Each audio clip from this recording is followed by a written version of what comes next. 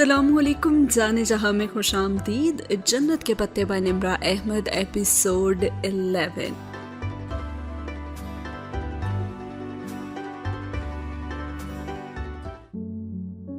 तुमने मुझे इसी पार्किंग एरिया में डिनर कराना है या किसी मुहज्जब जगह पे? वो बात बदल गई और किन अखियों से उसने उस लश पश चमकती शाहकार को देखा जो दूर खड़ी थी। उसे किसने भेजा वो कुछ भी समझने से कासिर थी।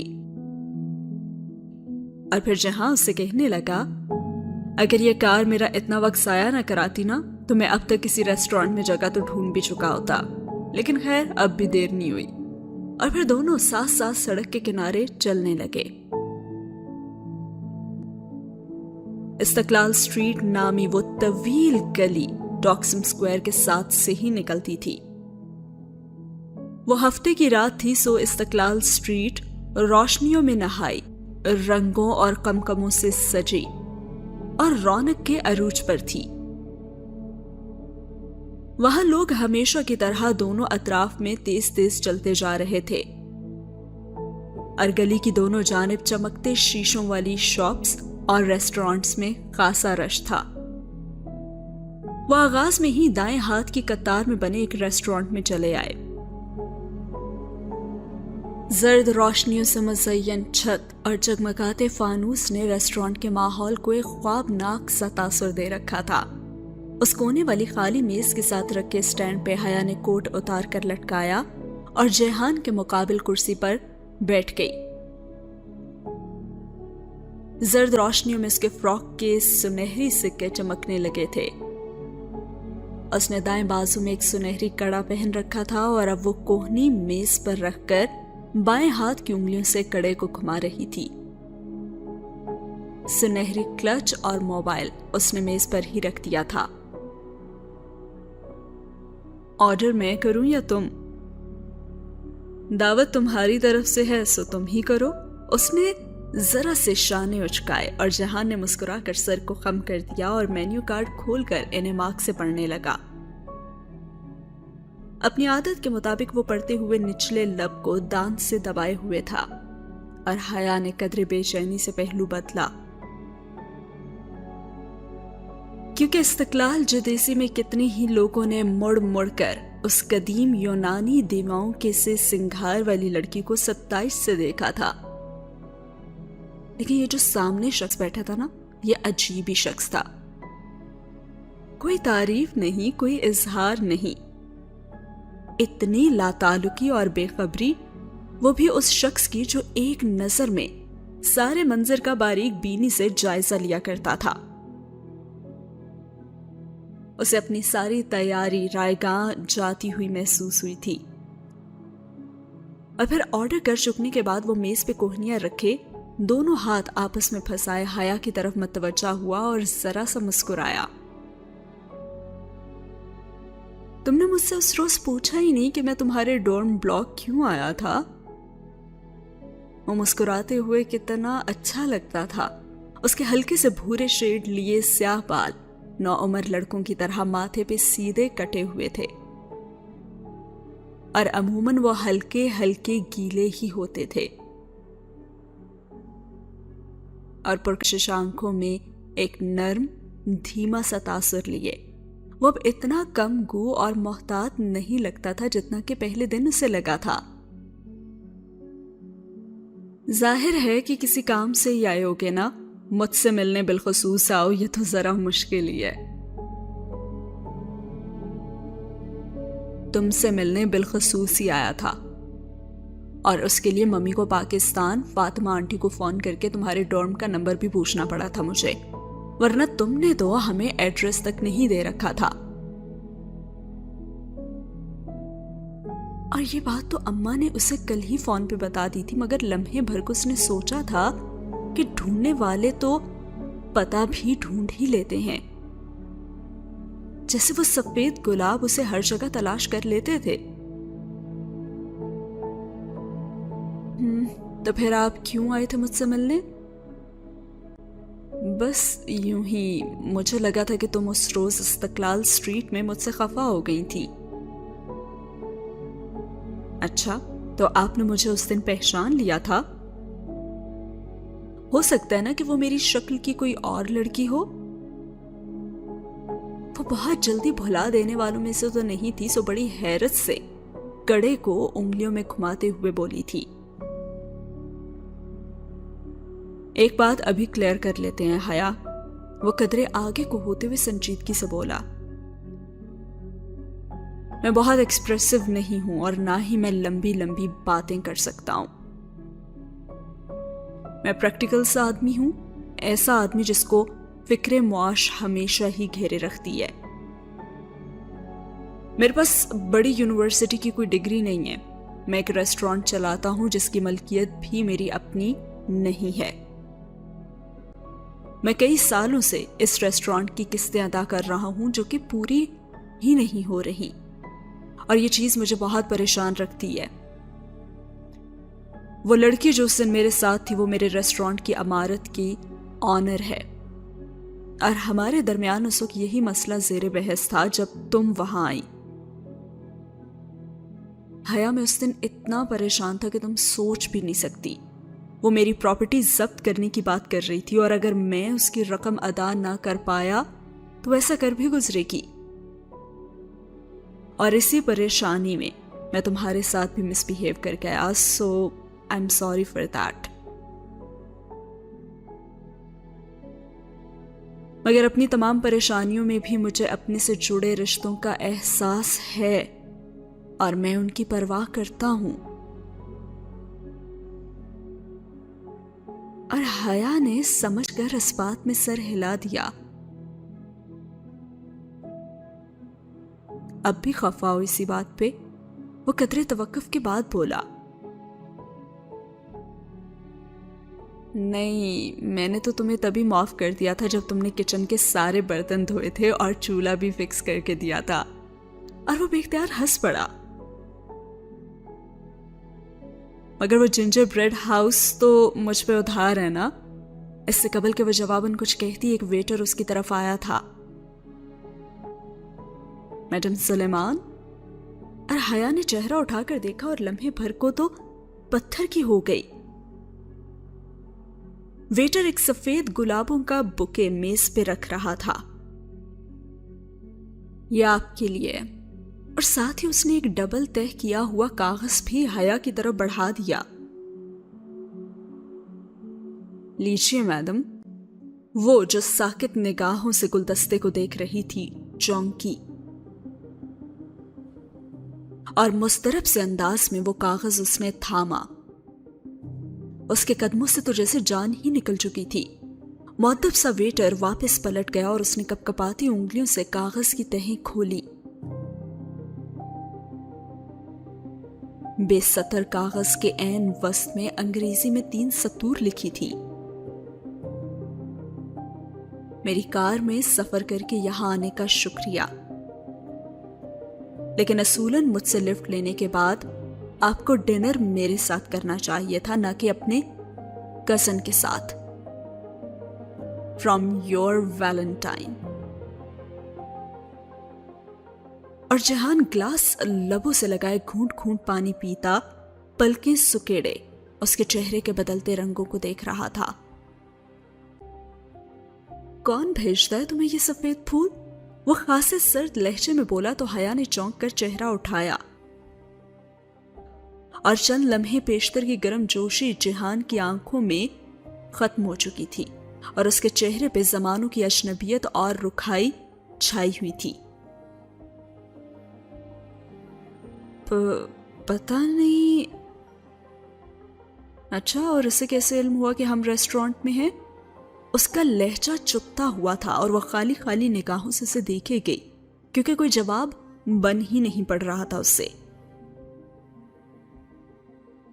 दिखाओ इधर। उसने हाथ बढ़ाया और अब हया के पास तो कोई रास्ता रहा ही नहीं था। उसने कमजोर हाथों से वो कागज जिहान के हाथ पे रखा,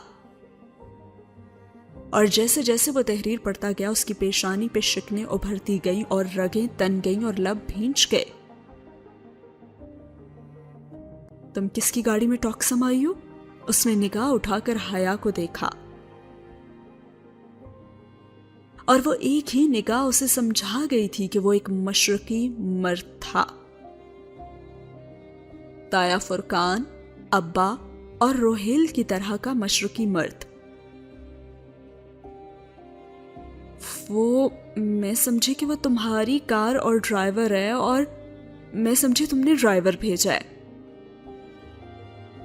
میرا ڈرائیور؟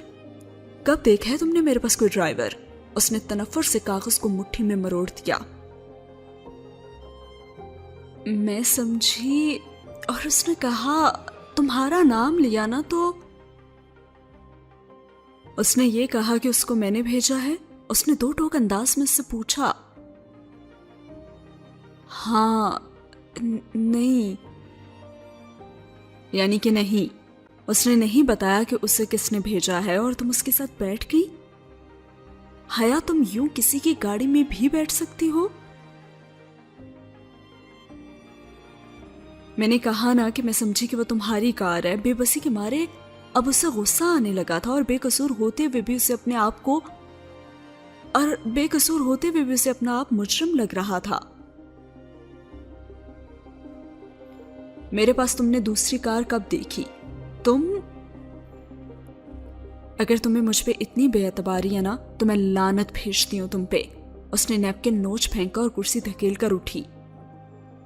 جو شخص یہ حرکت کرتا ہے نا، وہ مجھ سے پوچھ کر نہیں کرتا، اور نہ ہی میرا اس میں کوئی قصور ہے۔ اگر تم مجھے اتنا ہی برا سمجھتے ہو تو ٹھیک ہے، یہاں اکیلے بیٹھو اور اکیلے کھاؤ اور اکیلے رہو۔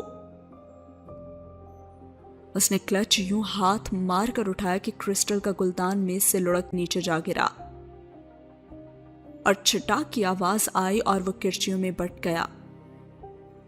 جہان شاید اس کے لیے تیار نہیں تھا، لیکن وہ اس کے تاثرات دیکھنے کے لیے نہیں رکی، اور وہ تیزی سے میز کے ایک طرف سے نکلی اور سٹینڈ پہ لٹکا کوٹ کالر سے پکڑ کر اس نے کھینچا، اور پھر تیز تیز چلتی ہوئی باہر کو نکل آئی۔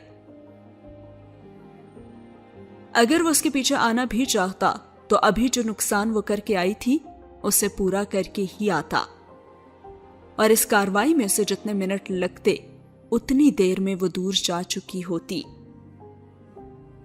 استقلال اسٹریٹ میں لوگ ابھی بھی اسی طرح چل رہے تھے۔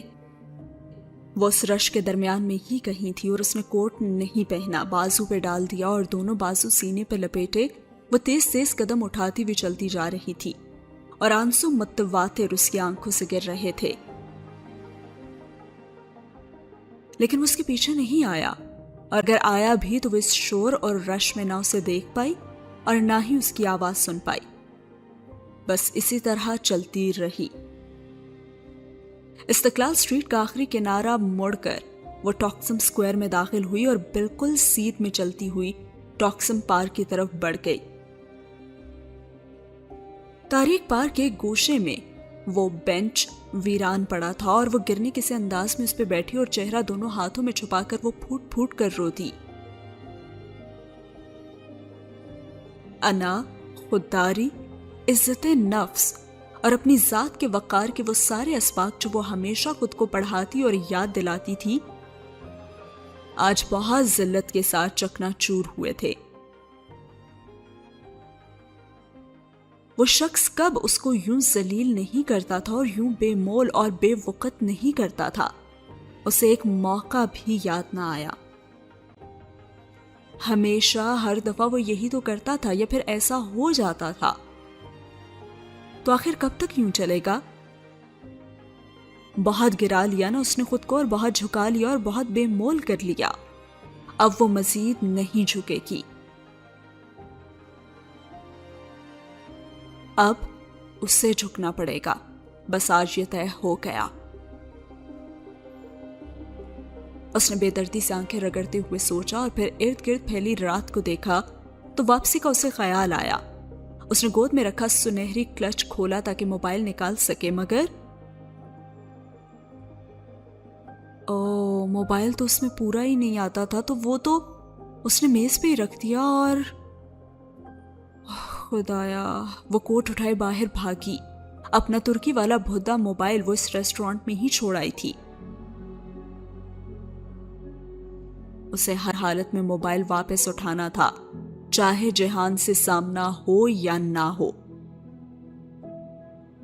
और चंद ही मिनट के बाद जब वो हाँफती हुई वापस इस्तकलाल स्ट्रीट में उस रेस्टोरेंट का दरवाजा धकेल कर अंदर दाखिल हुई तो कोने वाली मेज खाली थी।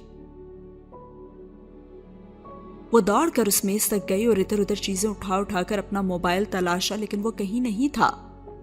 क्रिस्टल के टूटे गुलदान की किरचियां भी अब फर्श से उठा ली गई थी। Any problem madam? वो आवाज पे पलटी तो वही बावर्दी वेटर जिसकी नाक पे मोटा सा तिल था मुतफक्कर सा खड़ा था, और वो बुके उसने उसे ला कर दिया था। मेरा मोबाइल था इस मेज पे। वो परेशानी से घुंघराली लटे कानों के पीछे करती हुई मेज पे चीजें फिर से इधर उधर करने लगी।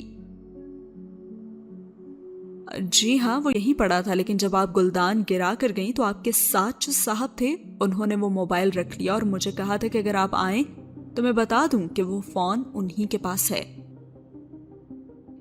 वेटर ने टूटी फूटी अंग्रेजी में से बताया। ओह अच्छा। और फिर उसके तने हुए आसाब ढीले पड़ गए,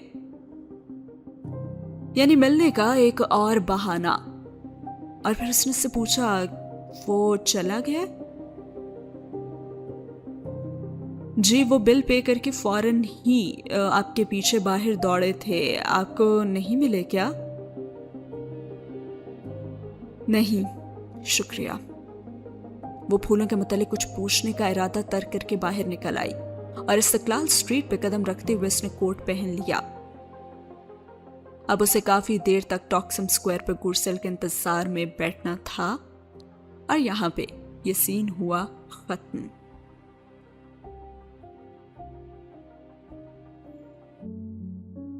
अगले सीन में दिखाया जाता है कि डीजे खामोशी से मोबाइल के बटन दबाती हुई नंबर मिला रही थी और बटनों की टू टू ने डॉर्म की खामोशी में जरा सा इर्तियाश पैदा किया था। कॉल का सब्ज बटन दबाने से पहले उसने नजर उठाकर अपने मुकाबिल कुर्सी पे बैठी हया को देखा, जो पूरी संजीदगी से उसी की तरफ मतवज्जा थी। मगर हया मैं उसे कहूंगी क्या? यही कि हया को अपना मोबाइल चाहिए और वो उसे वापस करे, लेकिन वो इस वक्त वापस कैसे करेगा? ये उसका मसला है, तुम बस कॉल मिलाओ, वो झुंझला कर बोली। और डीजे ने सर हिलाकर सब्ज बटन दबाया, स्पीकर ऑन कर दिया और फोन अपने लबों के करीब ले आई। दूसरी जानिब तवील घंटियां जा रही थी और वो दोनों दमसादे घंटियां सुनती गईं। पता नहीं तुम्हारा मोबाइल किधर पड़ा होगा, उसी के नंबर पे कर लेते हैं ना, शायद इस पे वो फिर उठा ही ले। और तभी उसने कॉल उठा ली। हेलो, वो जहान था, अजली मसरूफ अंदाज। अस्सलाम वालेकुम, मैं खदीजा बोल रही हूँ। दिस इज जहान। खदीजा, ऐसा है कि ये फोन मेरे पास है और हया रेस्टोरेंट में ही भूल गई थी। वो मसरूफ सा लग रहा था और पीछे बहुत से लोगों के बोलने की आवाज आ रही थी। शायद वो रेस्टोरेंट में ही था। जी मुझे पता है, इसीलिए तो कॉल की है। ओके। वो गहरी सांस लेकर बोला, हया किधर है? वो जरा मसरूफ थी तो मैंने सोचा कि मैं ही आपसे बात कर लूं। और बात करते हुए डीजे ने एक नजर हया पे डाली, जो दम साधे कुर्सी के किनारे पे आगे होकर बैठी उसे ही देख रही थी। जी कहिए। बात ये थी कि मैं और हया कल प्रिंसेस आइलैंड्स पे जाने का सोच रहे थे। इनफैक्ट हम प्रिंसेस आइलैंड के सबसे बड़े जजीरे ब्योकदा जाएंगे। और हया ने ना समझी से उलझकर उसे देखा और फिर नफी में सर हिलाकर रोका, लेकिन वो बड़े ही मजे से कहे जा रही थी। ओके, तो आपको फोन चाहिए? नहीं नहीं, फोन आप अपने पास ही रखें, हैश करें, हमें तो बस कंपनी चाहिए।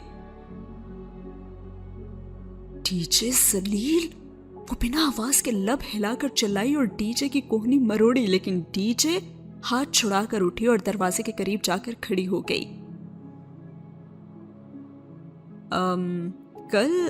کل تو میں ذرا مصروف ہوں، آپ کے ساتھ نہیں چل سکوں گا۔ ہاں تو پرسوں صبح چلتے ہیں نا؟ نہیں، وہ ہاتھ سے اشارے کرتی ہوئے اسے باز رکھنے کی کوشش کر رہی تھی۔ پرسوں تو مجھے شہر سے باہر جانا ہے، وہ کہہ رہا تھا۔ اچھا تو پھر جمعے کو میری ایک بہت اہم میٹنگ ہے اور بیوقدہ میں تو پورا دن لگ جاتا ہے۔ پھر تو آپ ہفتے کو بھی مصروف ہوں گے، ڈی جے نے مایوسی سے کہا تو دوسری جانب چند لمحے کی خاموشی چھا گئی۔ انفیکٹ ہفتے کو تو میں واقعی فارغ ہوں، ٹھیک ہے ہفتے کو میں آپ کے ساتھ چل سکتا ہوں۔ وہ جیسے بہت بادل خواستہ تیار ہوا تھا۔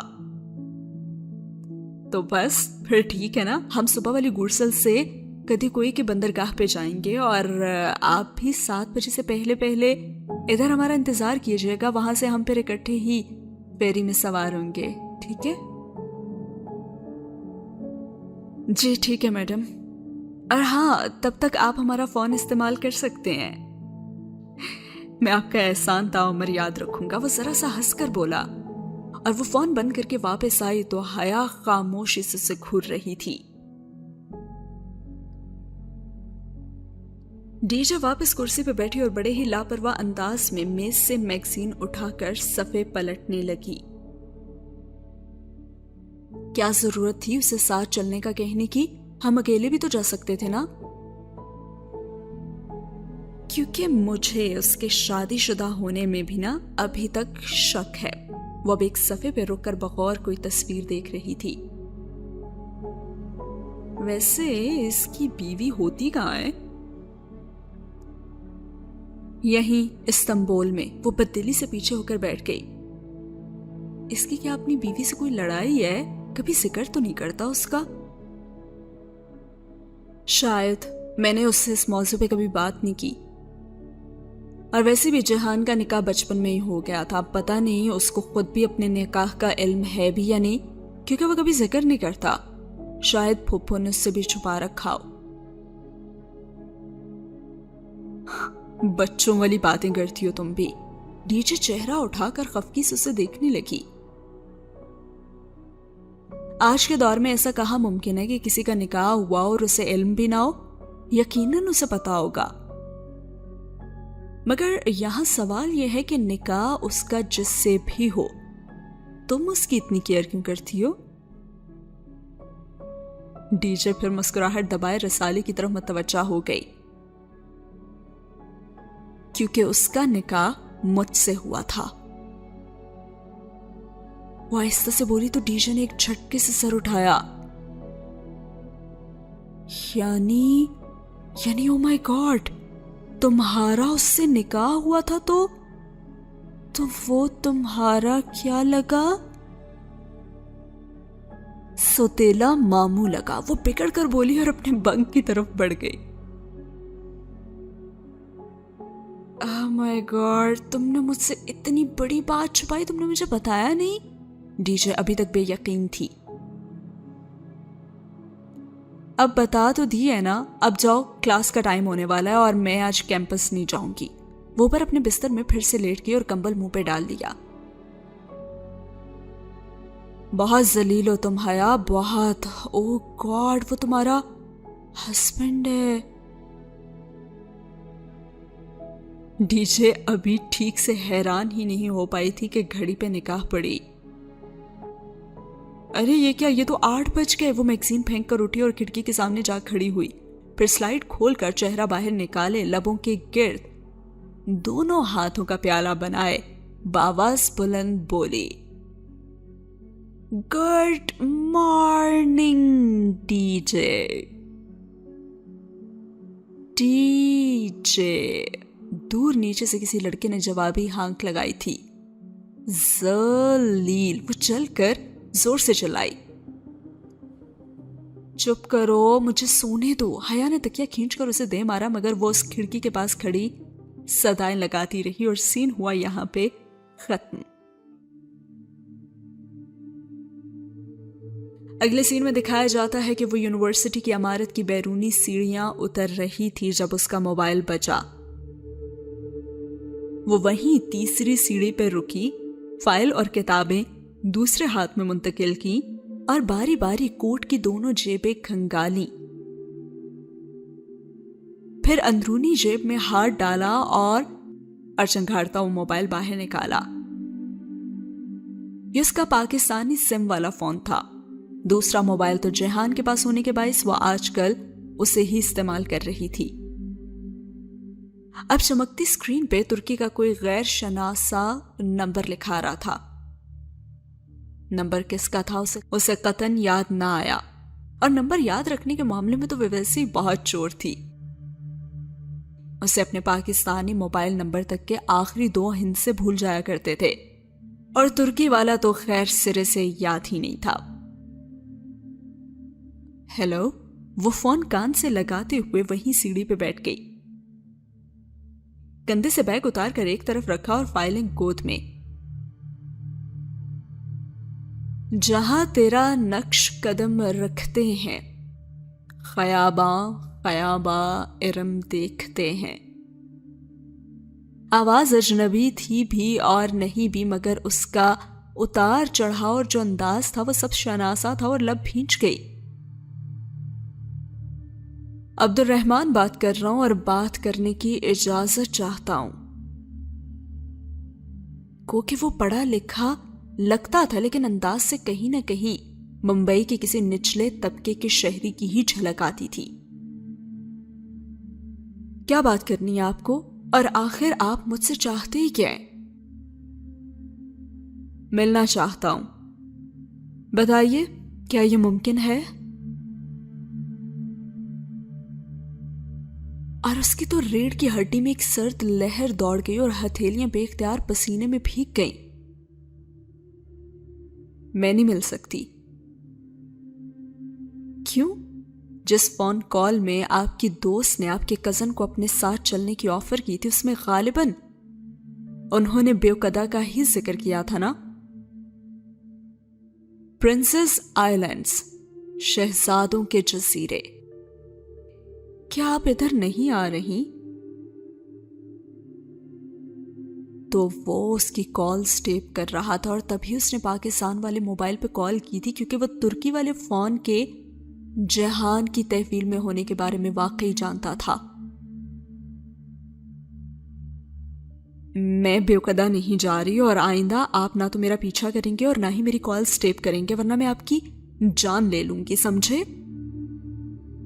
اس نے جھلا کر فون کان سے ہٹایا اور سرخ بٹن زور سے دبایا اور موبائل آف ہو گیا، اور وہ گہری سانس لے کر اٹھ کھڑی ہوئی، اور جانے کب یہ شخص اس کا پیچھا چھوڑے گا۔ سین ہوا یہاں پہ ختم۔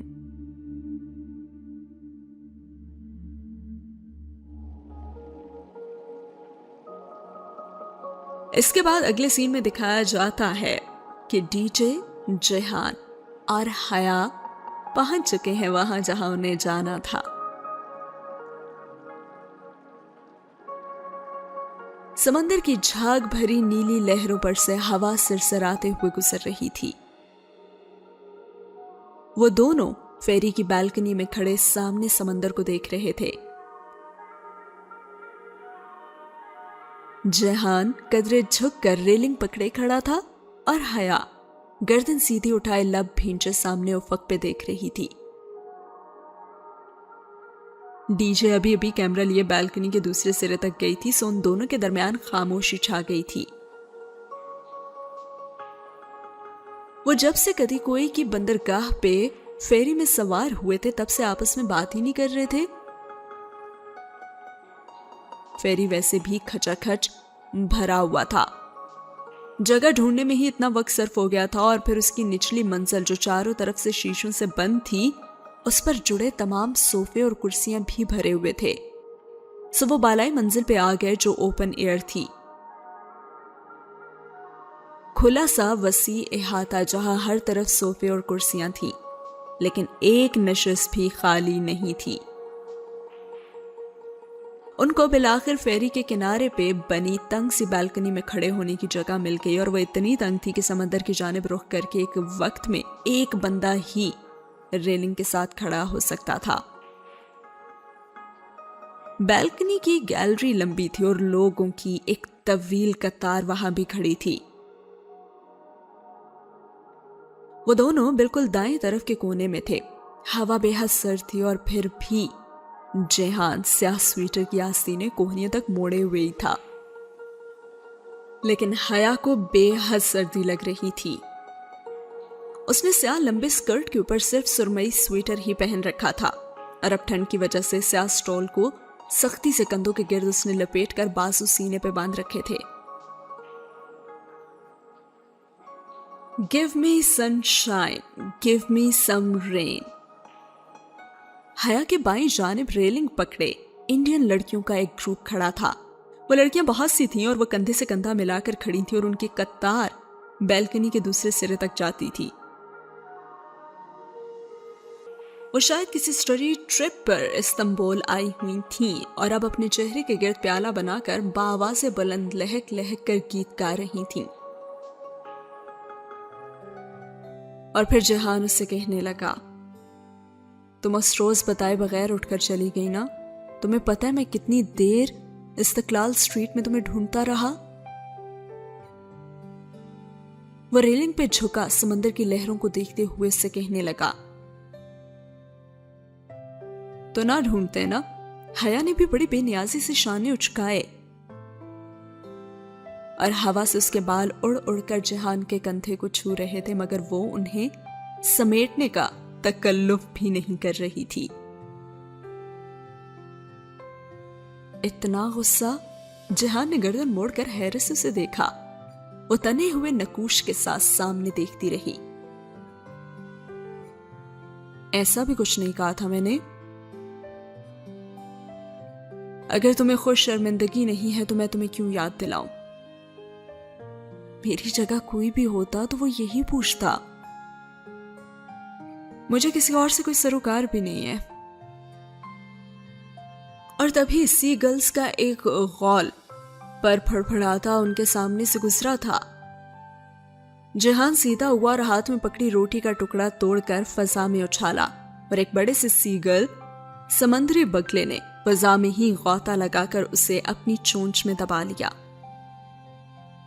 اور وہ خاموشی سے پانی کی نیلی سطح کو دیکھتی رہی جہاں گلابی جیلی فش تیر رہی تھی اور ان کے سر پانی کے اندر ہی تھے، مگر وہ اتنا شفاف تھا کہ وہ واضح دکھائی دیتی تھی۔ کیا میرا اتنا بھی حق نہیں ہے حیا کہ میں پوچھ سکوں کہ وہ شخص کیوں تمہارے پیچھے پڑا ہوا ہے؟ پوچھو، ضرور پوچھو، مگر اسی سے جا کر پوچھو۔ مگر میں تو نہیں جانتا نا کہ وہ کون ہے۔ ہاں تو میں بھی نہیں جانتی کہ وہ کون ہے۔ آج وہ جہان کے لیے وہی حیا سلیمان بن گئی تھی جو وہ ہر ایک کے لیے تھی۔ خود کو جس شخص کے سامنے اس نے جھکا لیا تھا، اب اسی کے سامنے اٹھانا بھی تھا اسے خود کو۔ اور تبھی ساتھ کھڑی لڑکیاں لہک لہک کر گانے لگی، جینے دو کچھ پل تو جینے دو، اور ڈی جے بھی کہیں انہی کے ساتھ تھی۔ اور وہ رخ موڑ کر اس کے مقابل آ کھڑا ہوا اور کہنے لگا، اچھا آئی ایم سوری، اور پھر روٹی کا بچا ہوا ٹکڑا اس کی طرف اس نے بڑھا دیا۔ حیا نے نگاہ اٹھا کر اسے دیکھا تو وہ ذرا سا مسکرایا۔ ہر ایک لمحہ لگا تھا حیا کو پگھلنے میں، اور وہ پگھلی ہوئی موم کا ڈھیر بن گئی، اور بہت دھیرے سے وہ مسکرا دی اور خود سے کیے سارے وعدے بھول گئے اسے۔ اوکے، اس نے روٹی کا ٹکڑا کھینچ کر توڑا اور اڑتے ہوئے بگلے کی سمت پھینکا، اور اس نے اسے فضا میں ہی پکڑ لیا تھا۔ تمہارا ترکی بہت خوبصورت ہے جہان، مگر یہاں کے لوگ اچھے نہیں ہیں۔ اب وہ روٹی کے ٹکڑے کر کے فضا میں اچھال رہی تھی۔ اچھا، کیسے ہیں وہ؟ اکھڑ، بدلحاظ، مغرور، بدتمیز، بد تہذیب، بے مروت، الٹے دماغ کے لوگ ہیں یہاں کے. وہ کہتی گئی اور وہ بے اختیار ہنستا چلا گیا. اور پاکستان کے لوگ کیسے ہوتے ہیں حیا سلیمان؟ اور خوب ہنس کر وہ بولا تھا، کم از کم ترکوں سے تو بہت بہتر ہوتے ہیں. اس نے روٹی کا آخری ٹکڑا بھی دور اچھال دیا اور جہان ابھی تک ہنس رہا تھا. اور ساتھ جو لڑکیاں تھیں وہ اسی طرح مگن سی گا رہی تھیں، Give me some sunshine, give me some rain, give me another chance to grow up again. اور اسی کے ساتھ یہ خوبصورت سین ہوا ختم. اگلا سین شروع ہوتا ہے بیوکتا سے.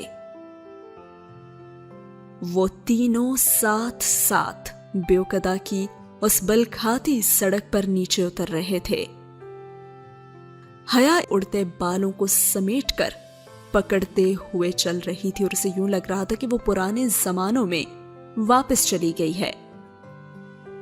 ایک قدیم جزیرے پہ جو ساری دنیا سے الگ تھلگ سمندر کے درمیان واقع تھا، وہ صدیوں پرانے شہزادوں کے جزیرے تھے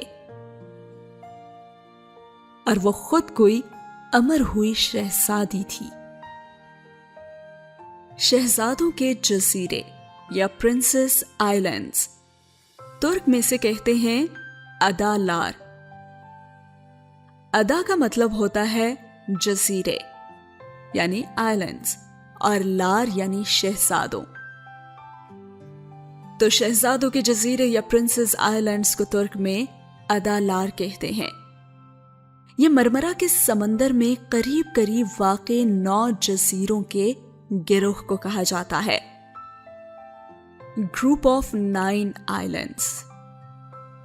دراصل گئے وقتوں میں سلاطین اپنے تخت و تاج کے لیے خطرناک لگتے شہزادوں کو جلا وطن کر کے ان کے 9 جزیروں پہ بھیجا کرتے تھے، جس سے ان کا نام پرنسس آئلینڈ پڑ گیا. بیوکدا اب ان میں سب سے بڑا جزیرہ تھا. بیوک کہتے ہیں بڑا اور ادا یعنی کہ جزیرہ. بیوکدا دنیا کے ٹریفک، رش اور ہنگاموں سے دور ایک بہت ہی پرسکون اور چھوٹا سا جزیرہ تھا. وہاں گاڑیاں، بسیں اور دوسری آٹوز نہیں ہوتی تھی اور سفر کرنے کے لیے قدیم وقتوں کی طرح گھوڑا گاڑیاں اور بگیاں تھیں یا پھر بائسیکل. واو! ڈی جے اور جہان اس سے چند قدم آگے نکل گئے تھے اور وہ قدیم زمانوں کے رومانس میں کھوئی ذرا پیچھے ہی رہ گئی تھی. وہ دونوں باتیں بھی کر رہے تھے اور ان میں اب تک خاصی بے تکلفی ہو چکی تھی. جہان اسے ریسٹورانٹ کے متعلق کچھ بتا رہا تھا. یہاں بہت زیادہ اقسام کے کباب ملتے ہیں، غالباً 150 اقسام کے، اور ہر ریسٹورانٹ یا تو سوفری دیتا ہے یا پھر ایپل ٹی. وہ بے توجہ سے ان کی باتیں سنتی قدم اٹھا رہی تھی. اس جگہ سڑک دونوں اطراف سے ریسٹورانٹس میں گھری ہوئی تھی اور ان کے دروازے کھلے تھے اور سامنے برآمدوں میں شیڈ تلے کرسیاں میز بچھی ہوئی تھیں اور سیاحوں کا ایک ہجوم ہر سو پھیلا تھا. سڑک کے وسط میں ایک جگہ مجمع سا لگا تھا اور وہ تینوں بھی بے اختیار دیکھنے کے لیے وہاں پہ رک گئے. سیاحوں کے ہجوم کے درمیان گھری وہ ایک خوبصورت سی ترک بچی تھی. وہ گہرے جامنی بغیر آستین فراک میں ملبوس تھی اور گھنگریالے بال کندھے پہ آگے کو ڈالے ہوئے تھی. وہ ریڈ کارپٹ پہ کھڑی کسی اداکارہ کی طرح کمر پہ ہاتھ رکھے ایک معصوم سا پوز بنائے کھڑی تھی اور ارد گرد دائرے میں کھڑے سیاح کھٹا کھٹ اپنے کیمروں میں اس کی تصویریں مقید کر رہے تھے. وہ ہر تصویر کے بعد ذرا مختلف انداز سے کھڑی ہو جاتی اور چہرے پہ معصومیت طاری کیے کبھی آنکھیں پٹپٹاتی، کبھی تھوڑی تلے ہاتھ رکھتی، کبھی مسکراتی، کبھی ناک سے کوڑتی. شاید 1-2 سیاح اس کی تصویر بنانے رکے ہوں گے تو دیکھا دیکھی مجمع ہی لگ گیا ہوگا وہاں پہ. तभी वो और डीजे भी फौरन अपने कैमरे निकालकर तस्वीरें बनाने खड़ी हो गईं। और उस बच्ची के पोज इतने प्यारे थे कि तस्वीर बना बना कर भी उनका दिल नहीं भर रहा था। थोड़ी देर बाद हया ने लम्हे भर का तवक्कुफ करते हुए चेहरा उठाया तो देखा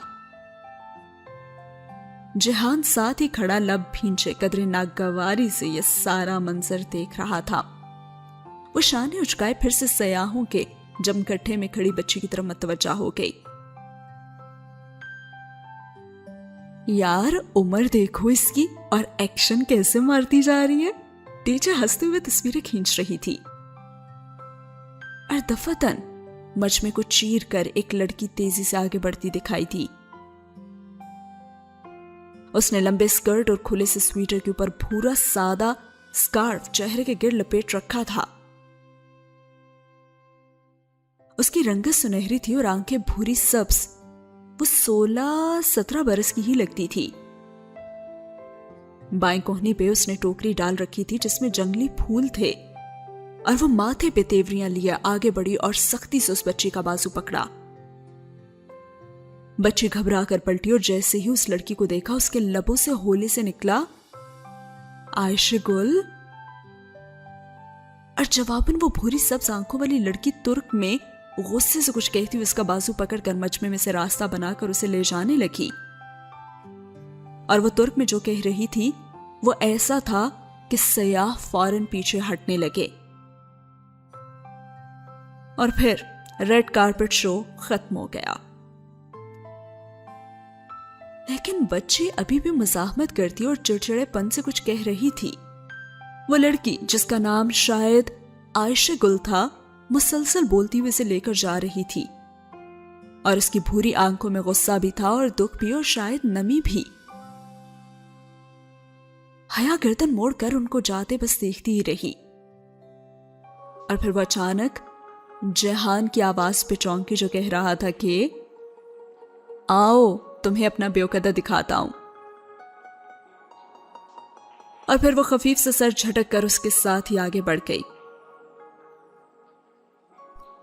तो इस शहजादों के जजीरे में जो हया खुद को शहजादी समझ रही हैं, अपने शहजादे जेहान के साथ सफर कर रही हैं, तो क्या इस सफर में वो जो शख्स है जो उसे सफेद फूलों का बुके भेजता है, उससे भी होगी उसकी मुलाकात, और उनका सफर कैसा रहेगा ये जानेंगे हम आने वाली एपिसोड में। इन जगहों का सफर करते हुए मुझे तो काफी मजा आ रहा है। क्या आप लोग भी एंजॉय कर रहे हैं? कमेंट सेक्शन में मुझे जरूर बताइएगा।